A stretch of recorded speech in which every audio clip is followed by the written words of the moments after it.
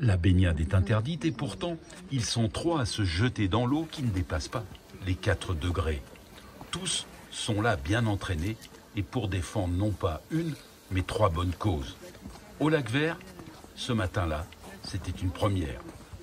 C'est une première d'avoir tous ces partenaires réunis. Ce n'est pas une première pour le souffle avec vaincre la mucoviscidose, mais avec tous les partenaires réunis dans des conditions aussi difficiles à monter. Ouais, c'est vraiment une première et ce n'est qu'une étape, voilà, effectivement, pour réunir dans les plus belles valeurs du sport, dans les principes éthiques universels du sport, et bien réunir ce qu'il y a de plus beau, c'est-à-dire le dépassement de soi, tourner vers l'autre, parler encore inlassablement de la problématique des maladies rares avant qu'elles ne deviennent des maladies orphelines, surtout tout faire pour qu'elles ne le soient pas, parce que des patients sont à nous regarder et j'espère qu'en tout cas par ce petit événement, en tout cas ce bel événement qui aurait été une goutte d'eau, mais une goutte d'eau importante, nous aurons pu contribuer aussi à donner de l'espoir et du souffle pour ceux qui en manquent.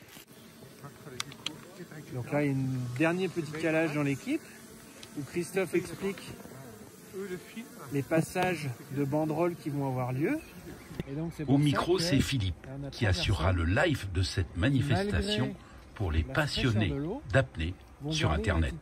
Très calme, très posée, très zen dans leur mouvement. Ce qui était très difficile dans ce défi aujourd'hui, c'était de passer autant de temps sous l'eau pour faire ces images.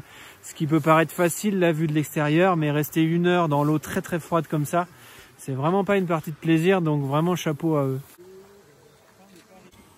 Patrick Demeaux, voilà une belle action parce que finalement ça a du sens aussi pour votre association Vaincre la mucoviscidose. Ah complètement, oui, c'était une très belle journée et un bel événement. Ouais. Pourquoi? Parce que vous aussi, le souffle joue un rôle important. Ah ben bien entendu, dans cette maladie, le souffle, c'est tout malheureusement, oui. Quel effet ça fait d'aller dans un lac comme ça qui est froid? Au contraire, c'est du plaisir ou...